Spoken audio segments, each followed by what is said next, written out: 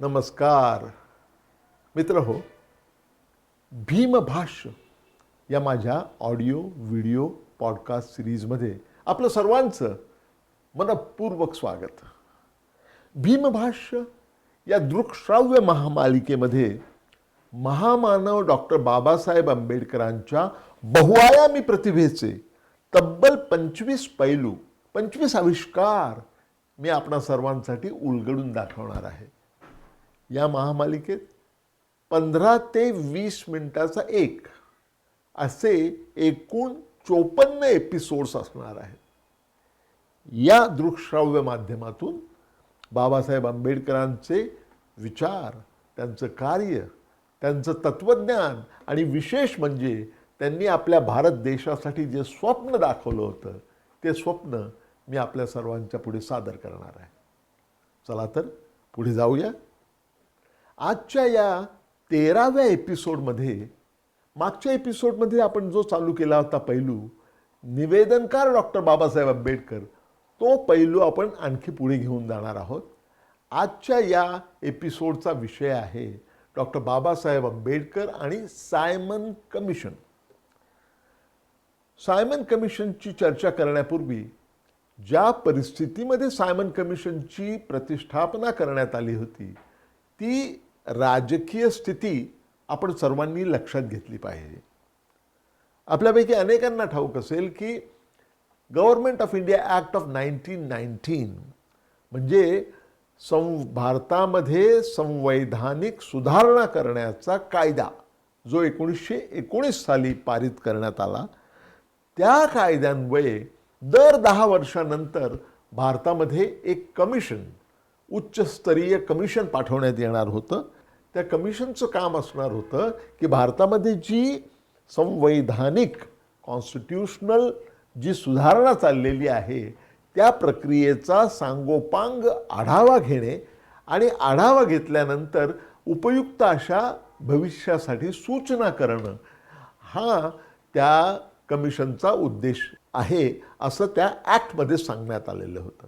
Sir John Simon हे त्या कमिशनचे अध्यक्ष होते. दुसरे होते क्लेमेंट ॲटली. त्या व्यतिरिक्त म्हणजे सर जॉन सायमन आणि क्लेमेंट ॲटली यांच्या व्यतिरिक्त आणखी 5 ब्रिटिश सांसद या गटामध्ये सामील होते, या कमिशनमध्ये सामील होते. आणि या कमिशनचं अध्यक्षपद सायमन यांच्याकडे होतं, जॉन सायमन यांच्याकडे होतं. म्हणूनच त्याला सायमन कमिशन असंही म्हणण्यात येतं.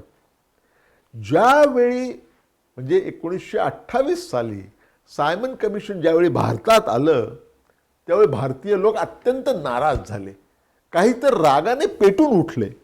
काय बरं कारण होतं त्याचं? त्याचं कारण असं होतं की भारताचं भविष्य घडवण्यासाठी जे कमिशन पाठवण्यात आलेलं होतं त्या कमिशनमध्ये एकही भारतीय सदस्य नव्हता. यामुळे भारतीय जनता पेटून उठली आणि आंदोलनं चालू झाली. मग हरताळ काय, रॅलीज काय, काळे झेंडे दाखवणं काय, हे सगळे प्रकार सुरू झाले. आणि विशेष म्हणजे ज्यावेळी कमिशन ज्या ज्या शहरामध्ये गेलं तिथे तिथे मोठे मोठे जनसमुदाय एकत्र आले आणि ते घोषणा देत होते, सायमन गो बॅक, सायमन परत जा तुम्ही.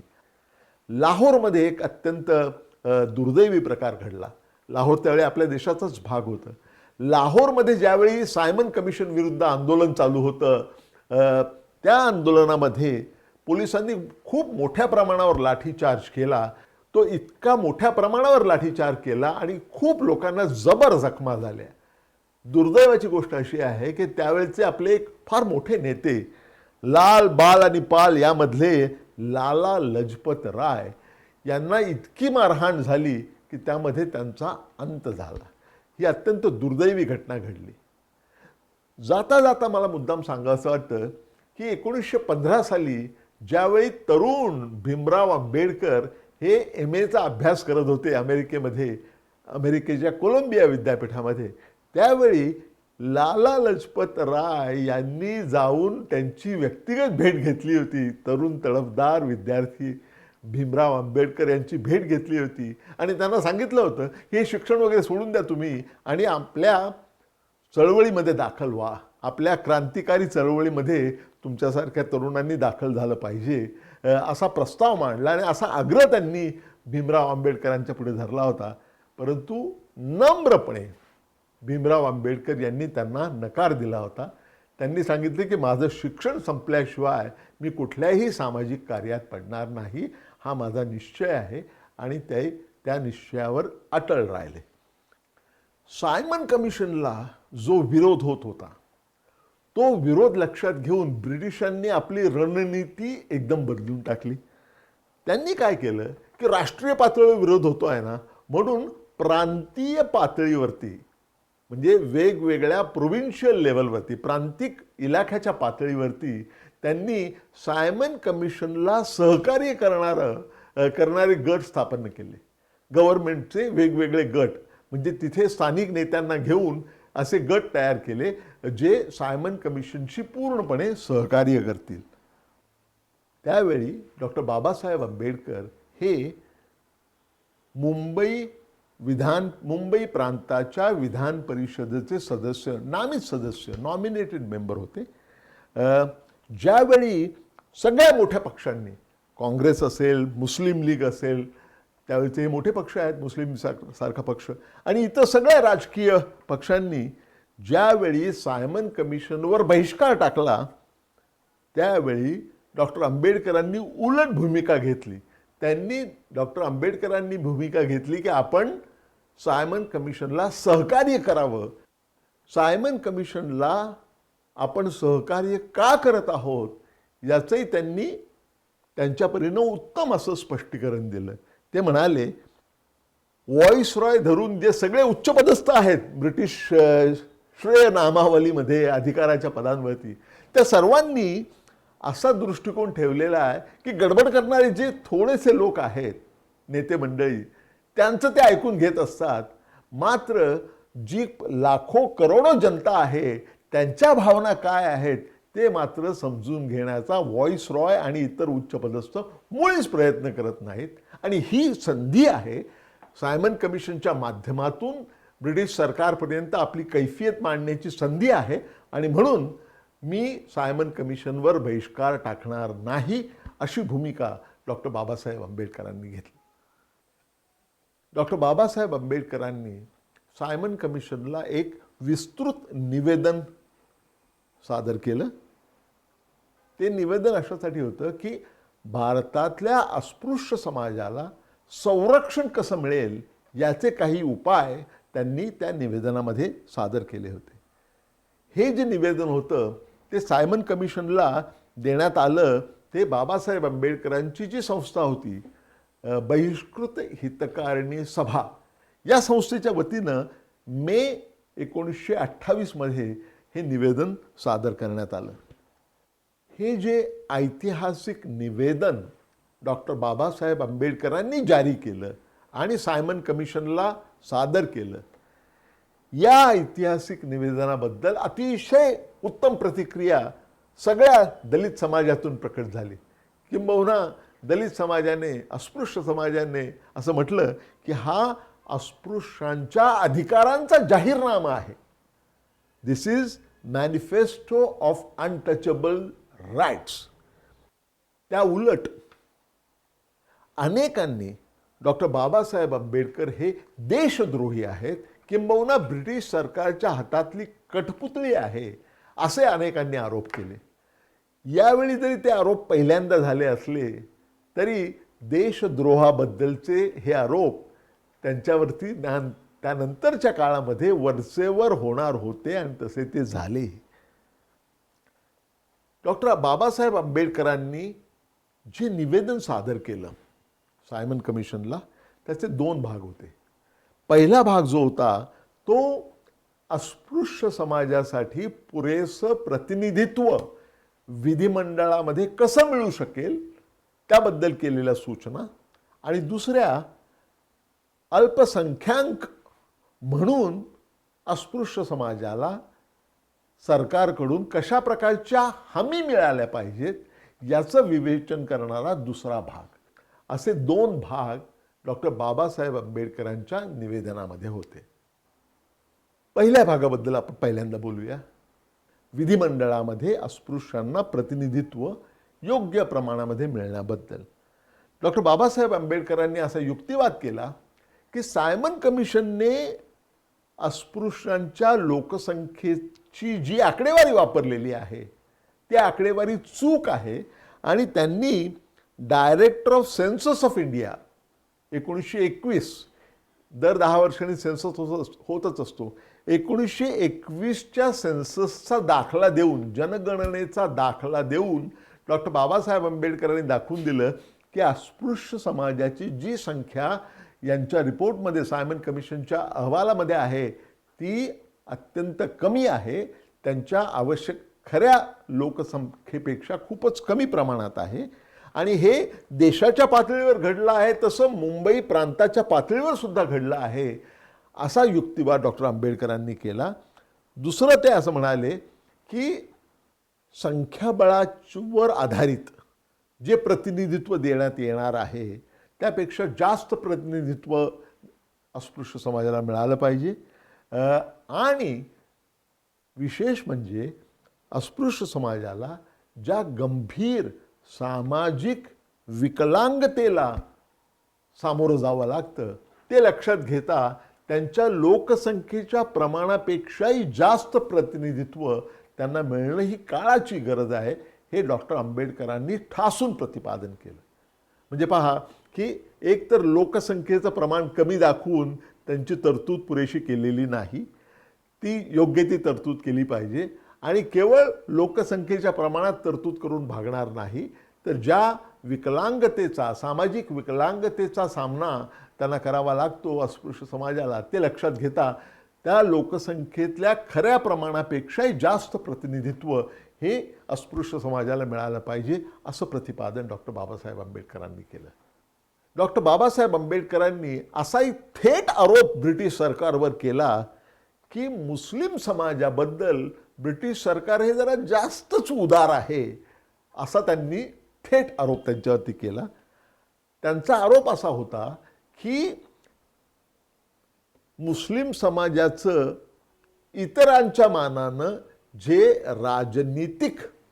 राजकीय महत्त्व जे आहे ते लक्षात घेऊन त्यांना गरजेपेक्षा जास्त प्रतिनिधित्व देण्यात येत आहे. दुसरा एक युक्तिवाद जो डॉक्टर बाबासाहेब आंबेडकरांनी केला तो असा होता की विधिमंडळामध्ये सदस्य निवडताना नियुक्ती करता येते सरकारला किंवा निवडणुकीच्या माध्यमातून निवड करता येऊ शकते. ब्रिटिश सरकारचा रोख हा त्यांनी निवडलेल्या प्रतिनिधींना नियुक्त करण्याचा आहे. त्याऐवजी त्यांनी खरं तर जास्तीत जास्त लोक हे लोकांनी निवडून दिलेले लोक घेणं हे जास्त योग्य ठरेल असाही युक्तिवाद डॉक्टर आंबेडकरांनी केला. ब्रिटिश सरकार हे निवडणुका घेण्याच्या ऐवजी नियुक्त सदस्य करण्यावरती त्यांचा भर जास्त का आहे याची 2 कारणं डॉक्टर बाबासाहेब आंबेडकरांनी दिलेली आहेत. पहिलं कारण की मतदारसंघ तयार करण्यामध्ये येणाऱ्या अडचणी. दुसरं कारण पुरेसा मोठा मतदारसंघ किंवा पुरेसं मोठं निर्वाचन क्षेत्र हेच मुळी तयार करता येत नाही म्हणून आम्ही नॉमिनेशनचा पुरस्कार करतो आहोत असं ब्रिटिशांचं म्हणणं. निवडणूक घेण्याच्या ऐवजी नॉमिनेशनचा किंवा नामित सदस्य असण्याचा प्रस्ताव करत आहोत, त्याला आम्ही प्राधान्य देतो आहोत असं ब्रिटिशांचं म्हणणं. डॉक्टर आंबेडकरांनी ब्रिटिशांच्या युक्तिवादाचा त्यांनी जी 2 कारणं दिली होती त्या 2 कारणांचा प्रतिवाद केला. पहिल्या कारणाबद्दल बाबासाहेब आंबेडकर म्हणाले की त्यांनी दिलेलं कारण की मतदारसंघ तयार करण्यामध्ये असंख्य अडचणी येतात हे पूर्णपणे चूक आहे. ते म्हणाले की अगदी स्पष्ट आहे मुस्लिम समाज आणि दलित समाज हे दोघेही देशभर विखुरलेले आहेत. जर विखुरलेल्या मुस्लिम समाजामध्ये मतदारसंघ तयार करता येतात तर विखुरलेल्या दलित समाजामध्ये एकत्र मतदारसंघ का नाही करता येऊ शकत? बिनतोड मुद्दा होता तो. डॉक्टर बाबासाहेब आंबेडकर असं म्हणाले की जे दुसरं कारण ब्रिटिश सरकारने दिलं होतं, म्हणजे इलेक्शनच्या ऐवजी नॉमिनेशन, त्याचा पुरस्कार करताना जे दुसरं कारण दिलं होतं त्याबद्दल मात्र डॉक्टर बाबासाहेब आंबेडकरांनी पूर्णपणे सहमती दर्शवली. ते म्हणाले, आणि त्यांनी कारणही दिलं की कशामुळे हे असं होत असावं. ते म्हणाले की सध्या मतदार असण्याचा किंवा नसण्याचा जो कट ऑफ पॉइंट आहे, तो कट ऑफ पॉइंट हा सर्व दृष्टीने पूर्णपणे असमर्थनीय आहे. तो इतका असमर्थनीय आहे की त्यामुळे ज्याला जनतेला जबाबदार शासन म्हणता येईल असं शासन तयार करण्याच्या प्रक्रियेची निव्वळ चेष्टा आहे, असा युक्तिवाद डॉक्टर बाबासाहेब आंबेडकरांनी केला. आणि त्यांनी उदाहरण दिलं की मुंबई प्रांताचं पहा, मुंबई प्रांताची, मुंबई इलाख्याची लोकसंख्या 2 कोटी एवढी असताना, त्यावेळची गोष्ट आपण करतो आहोत, मुंबई इलाख्याची लोकसंख्या 2 कोटी असताना मतदानाचा अधिकार किती लोकांना आहे? फक्त 7 लाख लोकांना. म्हणजे फक्त 7 लाख लोक हे 2 कोटी मतदारांचं भवितव्य ठरवणार का? तर त्यांच्याकडे मतदानाचा अधिकार आहे आणि उरलेल्या 1,93,00,000 लोकांकडे तो अधिकार नाही. डॉक्टर आंबेडकरांनी असा युक्तिवाद केला की हे अत्यंत अन्यायकारक आहे आणि हे यापुढे चालू देता कामा नये. जर तुम्हाला खऱ्या अर्थानं जनतेला जबाबदार सरकार आणायचं असेल तर ही जी क्रूर चेष्टा तुम्ही चालवलेली आहे ती पहिल्यांदा थांबवली पाहिजे, असा युक्तिवाद डॉक्टर आंबेडकरांनी केला. डॉक्टर आंबेडकर म्हणाले की मतदार असण्याचा आणि मतदार नसण्याचा जो कट ऑफ पॉइंट आहे तो इतका खाली असला पाहिजे की त्यातून समाजामधल्या गरीब, शोषित, पीडित, वंचित या सर्व लोकांना मताचा अधिकार मिळेल, इतका तो कट ऑफ पॉइंट खाली असला पाहिजे. आणि इथे डॉक्टर बाबासाहेब आंबेडकर सातत्यानं जो युक्तिवाद करत होते त्याच्या परमबिंदूवरती जाऊन पोहोचले. ते म्हणाले की जर तुम्हाला जनतेला जबाबदार शासन तयार करायचं असेल तर त्यासाठी सर्व प्रौढांना मतदानाचा अधिकार याला पर्याय नाही. आणि त्यांनी त्याचं अत्यंत कठोर असं समर्थन केलं. आश्चर्य म्हणजे त्यावेळी अनेक लोकांचा असा समज होता किंवा तसा समज करून देण्यात आला होता की जर आपण मतदानाचा अधिकार जास्त व्यापक केला तर अनेक निर्बुद्ध लोक हेही मतदार होतील, अशा प्रकारचं युक्तिवाद करण्यात आला होता. बाबासाहेब आंबेडकरांनी त्याला सडेतोड उत्तर दिलेलं आहे. डॉक्टर आंबेडकर म्हणाले, लक्षात घ्या, त्यावेळी मतदानाचा अधिकार एक बिंदू जो होता, एक निकष होता, तो म्हणजे प्रॉपर्टी असणं, हा एक निकष होता. ते लक्षात घेऊन डॉक्टर बाबासाहेब आंबेडकर म्हणाले खूपशी संपत्ती असलेले लोक अत्यंत निर्बुद्ध असू शकतात आणि ज्यांच्याकडे गरिबी सोडून दुसरं काहीही नाही ते लोक अत्यंत बुद्धिमान असू शकतात. डॉक्टर बाबासाहेब आंबेडकर म्हणाले की मतदानाचा अधिकार व्यापक केल्यामुळे निर्बुद्ध लोकांचा मतदारांच्या यादीमध्ये भरणा होईल, हा जो समज आहे हा समज म्हणजे अंधविश्वास आहे, अंधश्रद्धा आहे, जी पद्धतशीरपणे या देशातल्या श्रीमंत वर्गाने हेतुपुरस्सर असा अंधविश्वास पसरवलेला आहे आणि त्याला खतपाणी घातलेलं आहे. ते स्वतः सरकारने त्याला खतपाणी घातलेलं आहे, असा आरोप डॉक्टर आंबेडकरांनी केला. डॉक्टर बाबासाहेब आंबेडकरांनी जे ऐतिहासिक निवेदन सायमन कमिशन पुढे सादर केलं होतं त्याचा दुसरा भाग होता तो म्हणजे डिप्रेस्ड क्लासेससाठी, म्हणजे दलित वर्गासाठी, अस्पृश्य वर्गासाठी सरकारच्या वतीने ज्या हमी देण्यात याव्यात त्याबद्दल. डॉक्टर बाबासाहेब आंबेडकरांची अशी आग्रहपूर्वक मागणी होती की संविधानामध्ये अशा विशेष तरतुदी असल्या पाहिजेत आणि त्याही मूलभूत रूपाने, की ज्यांच्यामुळे डिप्रेस क्लासेस किंवा जे अस्पृश्य समाज आहे, जो अल्पसंख्याक आहे, त्यांना नागरी हक्क मिळावेत अशा प्रकारची हमी सरकारने घेतली पाहिजे.